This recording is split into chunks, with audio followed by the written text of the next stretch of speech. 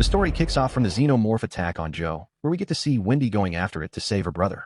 On the other hand, Kirsh and his team continues to extract all the information they could lay their hands on, while they also focus on locking down the specimens and retracing the chain of events. For now, their conclusion is simple, which is the crew must have lost control.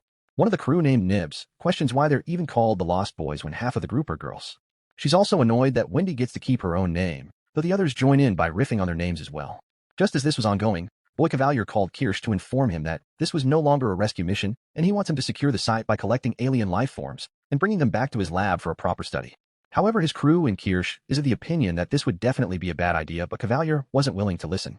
Given the fact that $1 trillion of R&D just landed in their own laps plus Yutani also messed things up. Immediately, Boy Cavalier ordered Kirsh to go get Wendy. Meanwhile, Wendy eventually finds Joe alive, but with just a few cuts on him. However, he is plastered to the wall in some kind of alien resin. Turns out, it's all set up by the Xenomorph.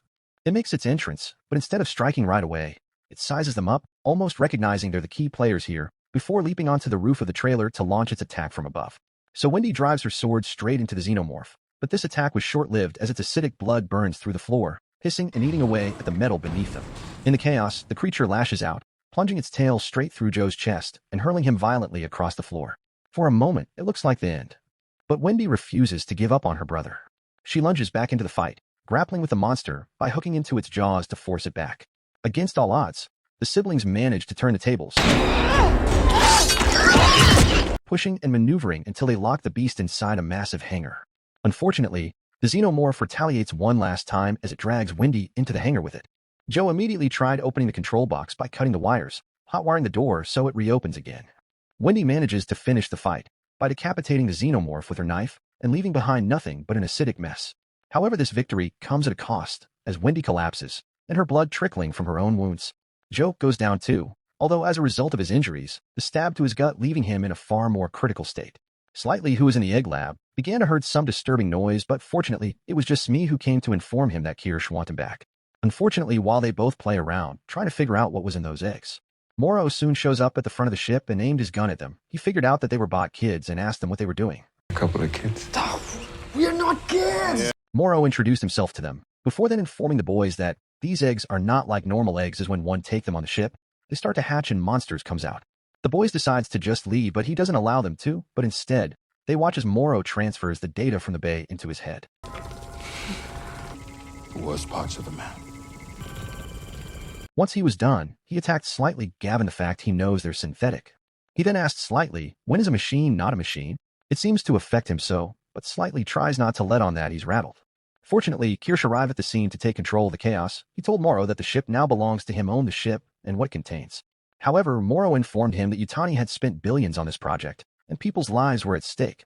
Therefore, it belonged to her.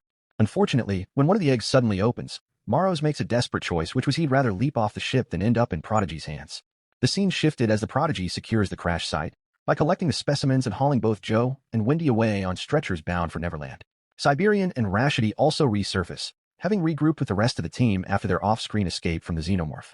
Upon their arrival, Cavalier is overjoyed with a bounty and wastes no time preparing for more experiments, while the scientists get to work patching Wendy up. Down in the lab, when Cavalier get close to the eggs, Kirsh takes Jim out and lock the doors, before then warning him not to get too close to the Xenomorph egg, breaking down exactly how the facehuggers operate and how the infestation spreads. Meanwhile, Slightly is debriefed by a superior who is trying to figure out the whereabouts of Morrow. When Slightly asked if he would find him, the man informed him that Morrow would be dead once that happens. Nearby, Morrow wanders through New Siam.